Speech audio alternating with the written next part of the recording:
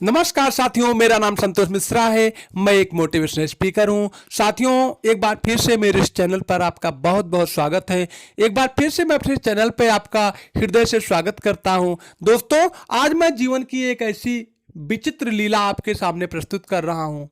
अगर मेरी बात आप पूरी सुनने के बाद अगर आपको लगेगा कि बात सही नहीं है, चैनल को डिसलाइक मार दीजिएगा, वीडियो को डिसलाइक मार दीजिएगा। लेकिन आपसे उसके पहले हाथ जोड़कर निवेदन है कि आप वीडियो को मात्र 3 मिनट जरूर सुन लीजिएगा, क्योंकि जीवन के जिस पहलू पे मैं आज आपसे बात करना चाह रहा हूं, अगर आप बहुत बड़े किसी सत्संग में गए होंगे तो भले सुन लिए हों, नहीं तो आप सुन नहीं पाए होंगे। ये मेरा आपसे वादा है।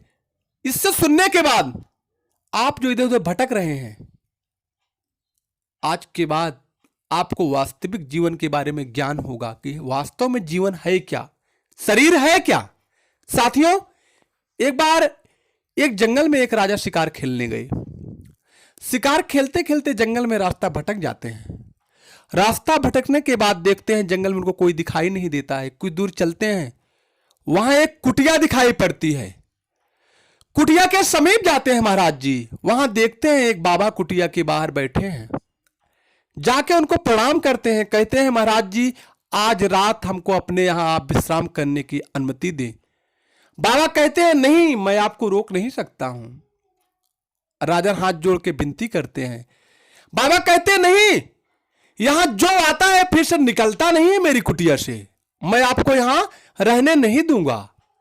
राजन कहते हैं महाराज जी, आपसे मेरा करबद्ध निवेदन है कि आप हमको मात्र 3 घंटे 4 घंटे के लिए टाइम दे दीजिए, मैं सुबह 3 बजे निकल जाऊंगा।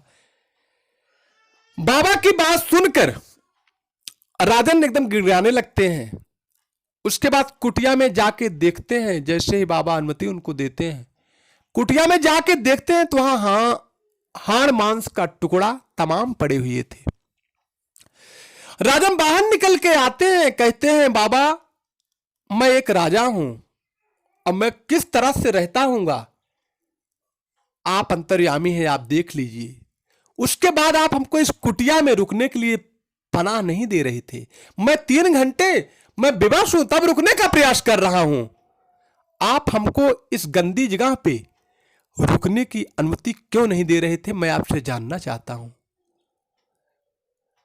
राजन की बात सुनकर बाबा कहने लगे, मैं आपको सुबह बताऊंगा, लेकिन आप निकलेंगे नहीं, ये मैं जानता हूं। राजन हंसने लगते हैं, कहते हैं कि बाबा, मैं 3 बजे कह रहा हूं आपसे, यहां से बिना आपसे पूछे निकल जाऊंगा। जैसे ही सुबह होता है, साथियों पूरी बात ध्यान से समझेंगे तो आपको अपने शरीर की वास्तविक ज्ञान को प्राप्त होगा। जैसे ही सुबह होता है, सुबह होने के बाद राजन कुटिया से नहीं निकलते हैं। महाराज जी कहते हैं आप जाइए। बाबा कहते हैं आप निकलो यहां से, आपका टाइम पूरा हुआ। राजन निकलने के लिए तैयार नहीं होते हैं। साथियों, आपको नहीं पता होगा वो कुटिया क्या थी जो हाड़ और मांस से बदबू आ रही थी। वो कुटिया एक शरीर थी। जो राजा उसमें गया था उस शरीर का प्राण था। साथियों, इस हाड़ मांस के शरीर में जो कोई जीवात्मा आता है, वो निकलना नहीं चाहता, इतना मोह हो जाता है उसके शरीर से। लेकिन अगर आप देखिए तो वास्तव में ये शरीर कुछ नहीं होता है। ये शरीर कुछ नहीं होता है। साथियों, जिस दिन आपको वास्तविक ज्ञान हो जाएगा कि शरीर है क्या, आत्मा है क्या, तो आप वास्तव में आप द्वेष ईर्ष्या करना भूल जाएंगे। दोस्तों, मेरा कहने का मतलब ये नहीं है कि अपने जीवन को आप त्याग दीजिए।